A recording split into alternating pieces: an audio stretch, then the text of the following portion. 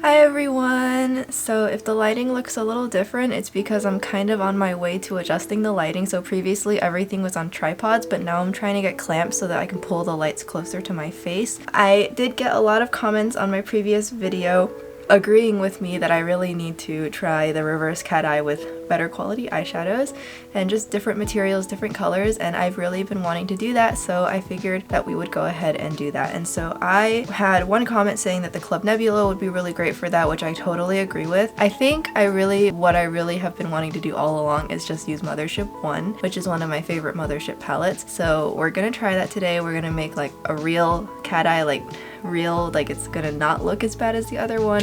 Yeah, let's get to it. So I first am going to use a hydrating primer. It is like 8 at night, so my skin is not got really much skincare left in it. So I just picked this up and I'm gonna do a 21 Days of Beauty collected haul video once 21 Days of Beauty has concluded. That's not gonna stop me from using what I got already. So this just arrived in the mail today. This is the Estee Lauder Futurist Aqua Brilliance primer, and I love primers that have a pinkish hint to them because it kind of brightens my skin and makes my skin look a little bit more kind of neutral toned and just makes it look a lot more refreshed.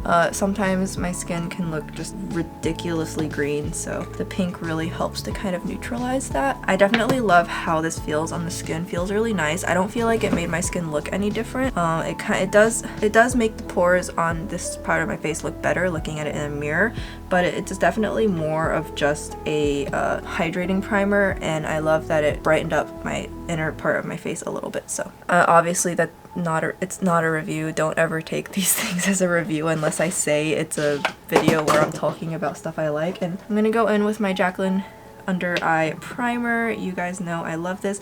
I do really want to try the Bobbi Brown one. I feel like that's gonna give me more product for less money, but for starters, I didn't really like the enriched face base because I don't have fragrance sensitivities, but I'll tell you that base at the time I was using it, it smelled really strong.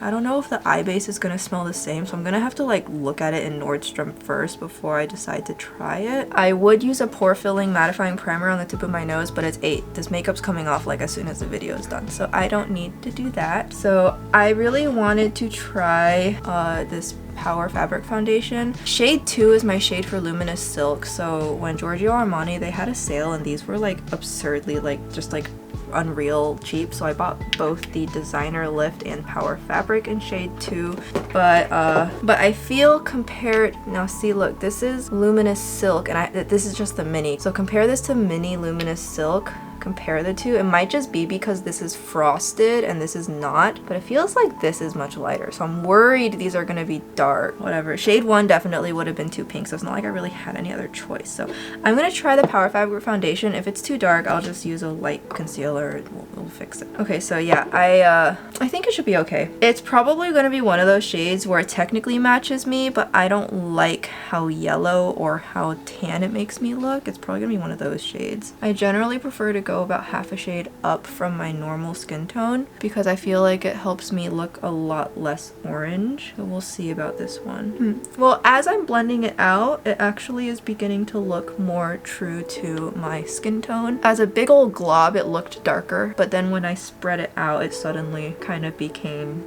more close to my skin tone, so I don't know if I can have those complaints anymore. It advertised itself as being full coverage. Okay, so, and it does, yeah, it matches my neck okay. It's a little bit more yellow than my neck in person, but you can see that it matches my neck otherwise, so I'm actually not, the shade match is not the worst that I've ever tried before. It's one of those things where like when you're wearing a dewy foundation, having it be a little bit lighter when it wears throughout the day, it matches better by the end of the day, whereas if you get a full coverage foundation that matches at the start, it tends to be a little bit less liable to do that. I'll have to like put this on in the morning one day to see, but I don't know if I call this full coverage, but I also put on very, very little. I'm gonna put on a little bit more. I like didn't even use but a third of a pump that time, so I'm doing another third pump, mostly just where I think I need it. And I am using a wet beauty blender, so it should work. And this does have a bit of a herbal fragrance, like it smells like plants. Doesn't bother me. Okay, so I would say this is like a low full coverage. I can still see very vaguely the spots poking through, and you can, you know, especially on this side where I have this network of acne right here right now for some dumb reason. You can see right here But other than that, like almost into the full coverage part of the coverage spectrum, so I quite like it. For being put on at the end of the day, when I don't have my skincare being super fresh, the only dry patches it's clinging to is like right at the corner of my nostrils, and that for me is completely, I would be fine with that because most foundations do that. Even on a good day, foundations will do that. So the fact that this is only doing that on like my skin being non-ideally prepped, I so far have really high hopes for this, which I was definitely having high expectations because you guys know how much I love the Luminous Silk foundation. So I definitely was like having super high expectations, and so far so good. I think so far I definitely prefer this over the Beauty Blender one. I'll have to see how well this would wear, so I'll wear this, like, see what happens. I need to stop rambling. I'm rambling too much. Okay, so I'm gonna use my favorite concealer ever. I feel like this foundation actually did a really great job of covering my dark circles, so I really only need to just apply a little bit more just to kind of get my under eyes just that extra amount of coverage they need, and this also just brightens them up a little bit. I think one of my biggest problems with wearing a matte foundation is that when I put concealer on top, the concealer is gonna look really, really dry. This looks okay so far though. I'm not saying that. Yeah, and like with this foundation and then the concealer on top, my under eye circles are literally like gone. I look so nice. My under eyes look so nice now because they're just so covered. I will just pat it out a little bit. Okay, so I'm gonna go ahead and I am gonna powder my under eyes just a little bit. And so I'm gonna just use a little bit of setting spray just so that this powder doesn't dry me out completely. I find when I wear a matte or full coverage foundation, using cream blushes is like a super big no-go because they kind of break up the foundation, because if the foundation already kind of is setting itself, then obviously powdered creams won't work on top of it. But oh, this mist is aggressive. I'm spoiled. I used the ABH Dewy set today. I'm spoiled by the Alba one. That was strong. Alright, and now I'm gonna just use the Kogendo moisture powder because I don't want to dry out my under eyes in a very natural powder that doesn't dry my under eyes out. And I'm just gonna press it in with a brush. And I love this powder for situations like this where I need to set my under eyes, but I just can't have it be like looking super dry. They have a new shade of it now that's kind of like a pinky color, and I've been really wanting to try it. I just haven't had the money to spend on like another powder, particularly if it's like the exact same formula, just a different shade. I just like, I can't justify it right now. But and then for the rest of my face, I'm just gonna let it be because when I put on blush and bronzer, that's gonna like set it for me, quote unquote. So for bronzer, I'm still really enjoying using my Nabla skin bronzing. Just going to use a pretty dense brush because it is baked, and then I just stamp it on. And it seems really dark in the pan, but it actually blends out really nicely. Brush must be covered in cat hair or something. Okay, so you can see that that adds a lot of dimension back to my face. And I'm not so sure what blush color I'm gonna put on. That completely depends on the eyeshadow, so I'm just gonna kind of call that done. I'm using the Brow Wiz in Ebony. I'm just trying to pan this. I feel like I always make my eyebrows too thick, so I'm gonna try and go for a thinner look today.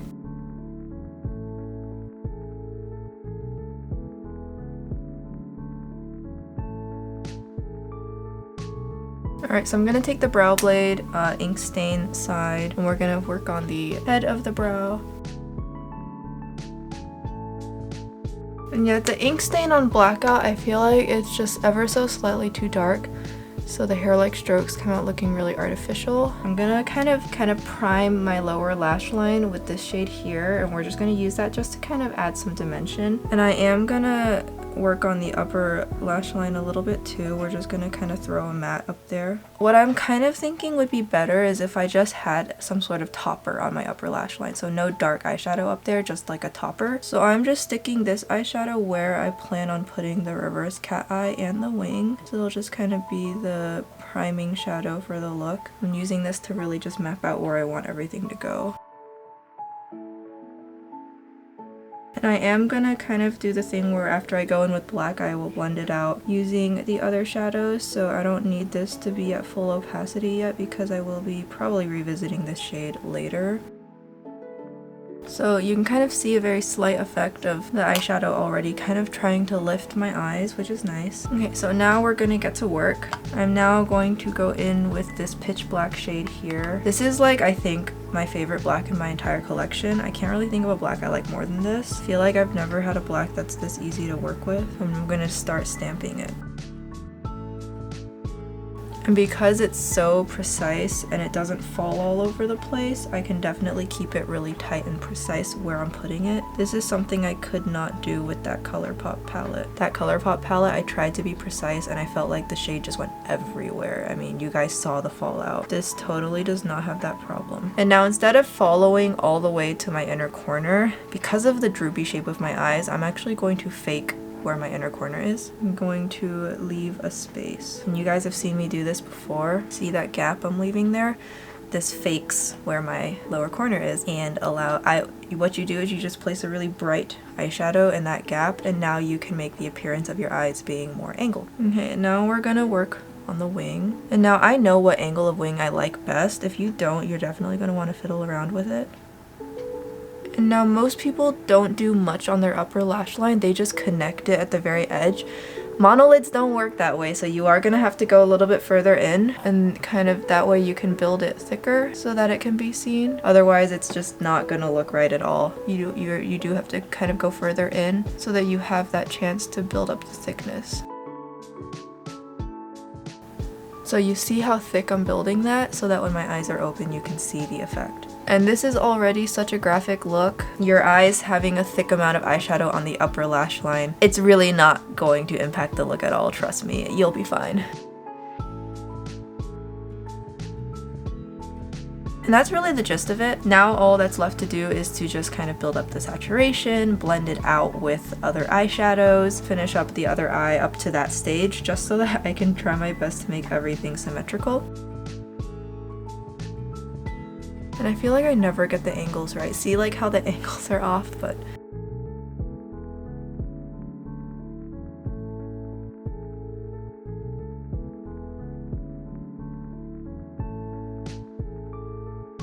Okay, so that's kind of what it's looking like so far, and it's about as symmetrical as it's going to get, bearing in mind my eyes are two different shapes. This one does need to be longer.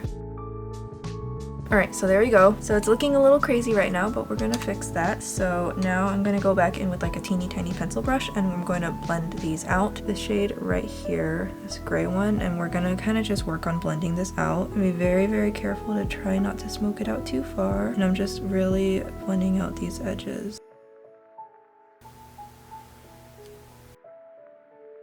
And you can see already that it looks a lot smoother now. And now I'm just going to kind of work that onto the upper lash line as well. And this can go up higher as well, just to kind of help blend that out, and also to kind of add a very subtle contour to the eyelid. Just really let that be blown out. And so after that I am going to take a fluffier brush. I'm just going to take a really big fluffy brush with like no product on it, and I'm just going to really kind of make sure that let it spread across my eyelid. I still want the edge of the wing to be visible, so I'm not touching that very much. It's just like the upper lash line is what I'm really focusing on. Now I just do this on the other side. And I love the Pat McGrath matte formula personally, because I find it never takes me long at all to work the shade out. I feel like it just blends like super fast. I never feel like I have problems.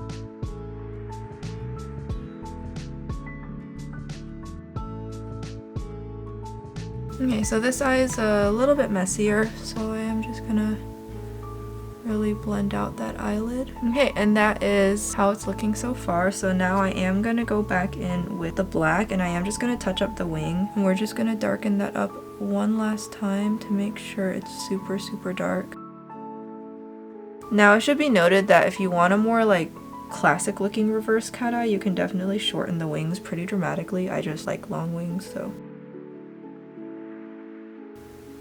So yeah, you can definitely keep it shorter than this. I just really like how I personally look when the wings are nice and elongated, and I feel like with my eyelid being so flat, dramatic looks like these adds a little bit of flair to an otherwise pretty nondescript features. Okay, so now I'm gonna move on to what I said. I'm gonna put some sparkling shadows on the upper lash line. So I am just gonna take this gold shade here, and I'm gonna like literally, like it's gonna be very diffused on my finger, and then I'm just tapping it on my eyelid with very light pressure. I don't want this to be opaque.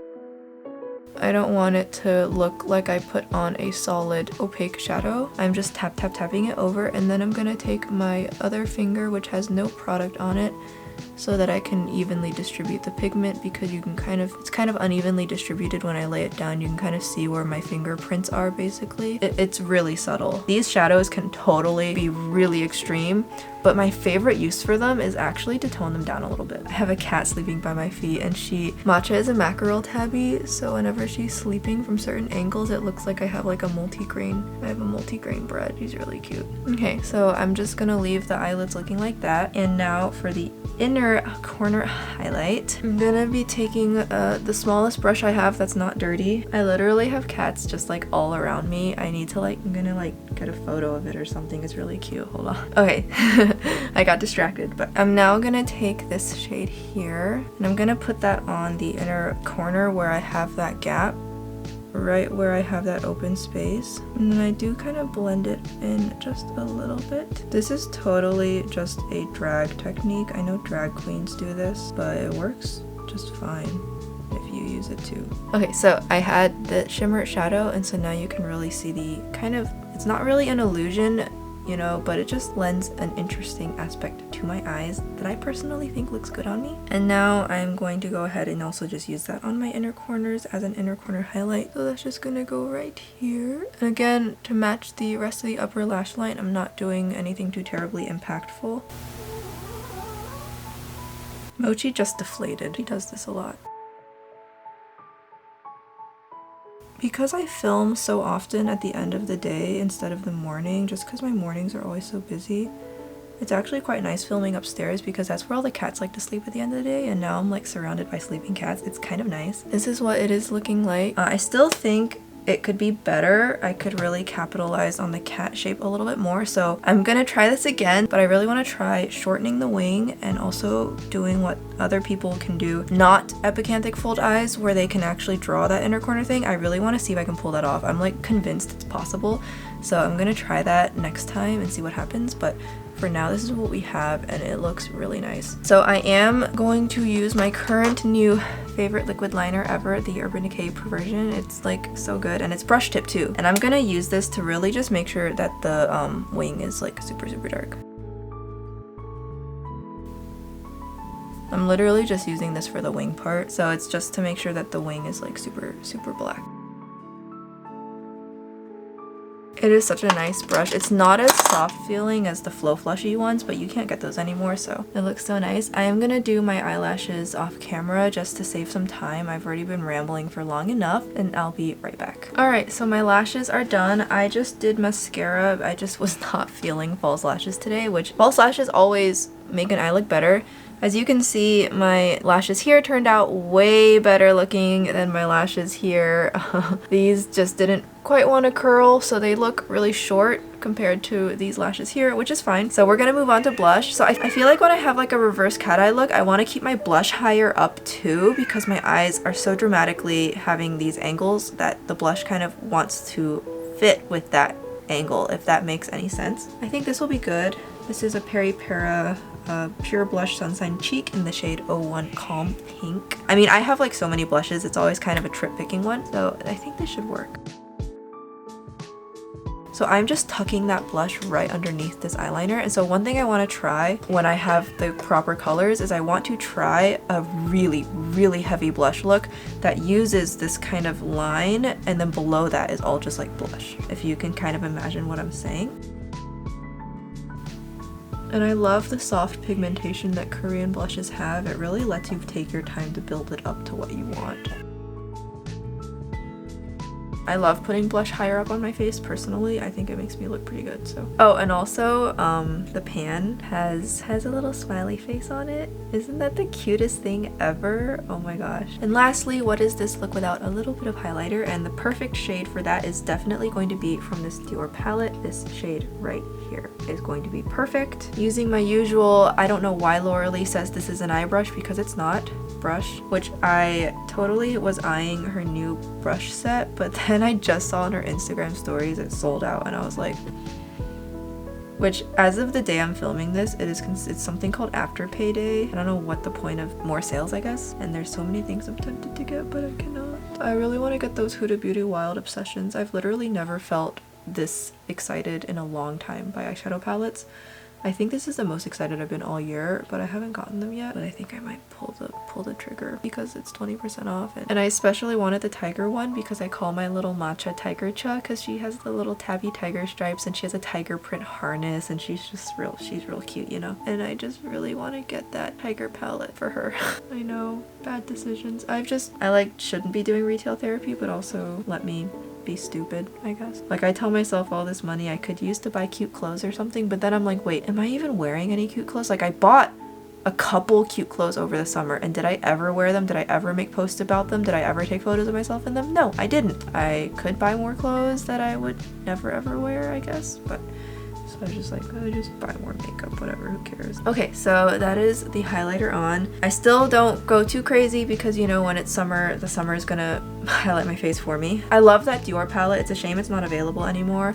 It was one of those things where I felt kind of stupid for buying it, but I've used it a lot over the months I've had it. So now I'm like totally cool with the fact that I have it. We can do the lips. So I am gonna line my lips as always while I think about what color I want to use because I don't actually know right now. You guys think I plan these looks in advance because that's real cute. I don't. I should.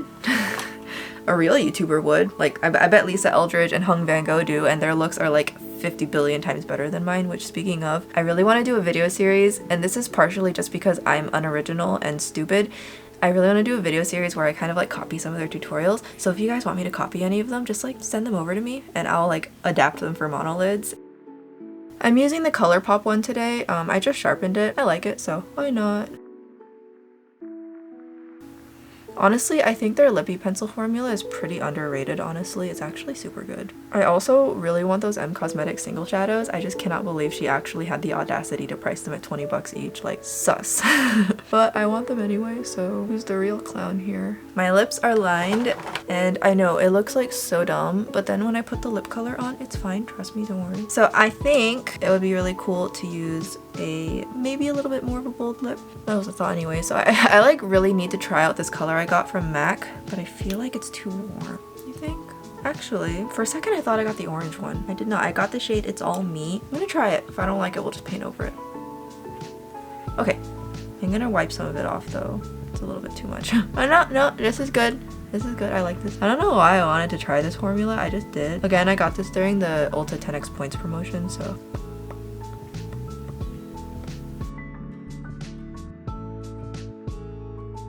It's a little bit redder than I expected. MAC swatches are never accurate, are they? No, they're not. So it feels really like sticky going on. Like it feels really thick. I could see this being like messy when you eat. So I feel like for the price of MAC lipsticks, which are like what, $20, right? You can get formulations that are like just as good or even just slightly worse or slightly better, but for a fraction of the price if you go and look at the Korean formulas. For example, Romande for matte lip tints, you can't go wrong with them at all. I know Etude House has a ton of lip formulas at this point, and they just came out with some new ones that I like really want to try. Peripera has a whole line of them. Clio's are not too terribly expensive. I love those Unleashia non-sticky dazzle tints. I have a hard time justifying the cost of MAC's lip products when, formula speaking, you can get better for cheaper. So I know what you're thinking. Why do I have MAC lipsticks? I have 3 of their Powder Kiss liquids. Well, why do I have them? Why did I buy them? The Powder Kiss liquid lip colors I actually got for like half off, so at that point it's totally fine. But the other reason that I do still gravitate towards MAC's lips, and I still kind of get interested in what they're releasing, and I still want them despite not actually owning that many, I only have 4, is because of their colors. MAC has a way of having just very iconic colors, and a lot of their colors, especially their bolder ones, are not existing in the Korean market because Korean makeup trends just don't favor such a bold lip color. So that's kind of the trade-off there. You're paying money honestly for just the color sensibilities of MAC, which to me sometimes it's worth it and other times it's not. Hence why I only have 4. All that to say that I think the formula of this is fine. It's like one of those new age American matte formulas that is not super matte, will never fully dry down, definitely would not pass the cup test, will transfer when you eat, but it feels amazing. Feels really good. It's not drying my lips out at all. And you can see it doesn't sink into my lines either. This is a great formula for comfort, but it's gonna trade off that longevity. So that's kind of just the gist of that formula. I love it. Would buy more colors if they went like half off or something. Maybe on lipstick day. I know Mac sometimes does things on lipsticks day. I think that's when I got the Powder Kiss liquid lip colors. They were half off for a lipstick day. Maybe just like wait for that. And then it's like totes worth it. But yeah, that's my thoughts on this. The packaging is really pretty though. I am a mess. This video was a mess. That's fine.